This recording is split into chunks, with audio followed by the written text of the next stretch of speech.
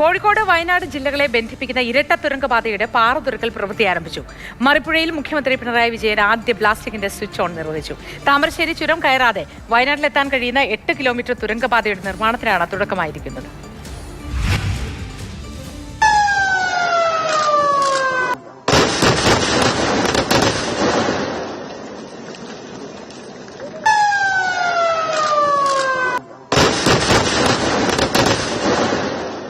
സംസ്ഥാനത്തിൻ്റെ സമഗ്ര മേഖലയിലും വികസനത്തിന് കാരണമാകുന്ന അതിനുതകുന്ന ബ്ലാസ്റ്റിംഗ് ആണ് നിലവിൽ നടന്നിട്ടുള്ളത്.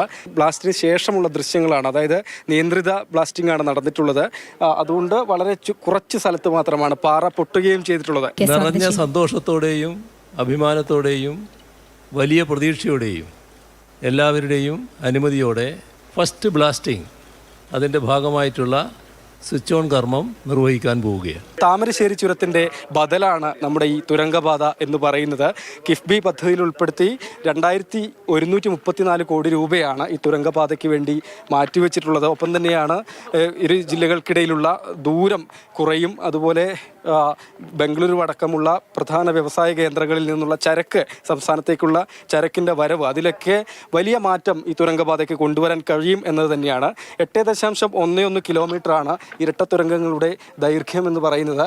മണിക്കൂറുകളോളം വയനാട്ടിലെത്താൻ കാത്തു നിൽക്കുന്ന ജനത ഈ പദ്ധതി പൂർത്തീകരിക്കപ്പെട്ടു കഴിഞ്ഞാൽ 10 മിനിറ്റിനുള്ളിൽ വയനാട്ടിലെത്തിപ്പെടുമെന്നുള്ള അത്ഭുതകരമായ ഒരു യാഥാർത്ഥ്യമാണ് ഈ പദ്ധതിയുടെ ഏറ്റവും വലിയ പ്രത്യേകത.